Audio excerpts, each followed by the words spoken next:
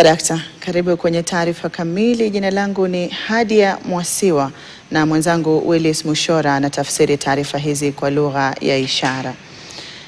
Tuanze na hili ambapo ni pigo kwa Rais William Ruto baada ya Mahakama Kuu kutupilia mbali ombi la kutaka kusalia kwa washauri wa rais afisini wakitaka kubatilishwa kwa uamuzi wa hapo awali.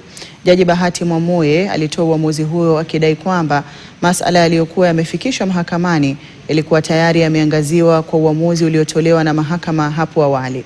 Jeff Kirui anaarifu zaidi.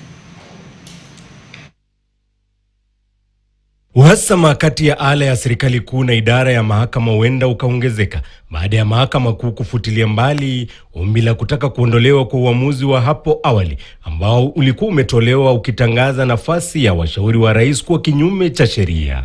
Mahakama kupitia Jaji Bahati Mwamuye akitupilia mbali ombi la kutaka uamuzi wa hapo awali kubatilishwa. Uamuzi ambao ulielezea kuwa kuwepo kwa nafasi hizi za washauri zilikuwa mzigo kwa walipa ushuru na pia kinyume cha sheria. Katika uamuzi wake, Mwamuye amesema kesi hiyo iliendeleza hoja zilizozingatiwa awali na kufanya ombi upya ni kinyume na masala na idara ya mahakama.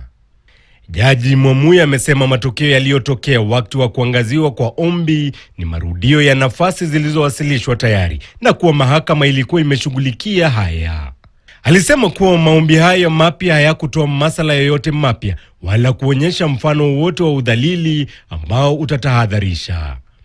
Aidha, serikali imeonyesha nia ya kukata rufaa kupinga uamuzi huo. Jeff Kirui, KTN.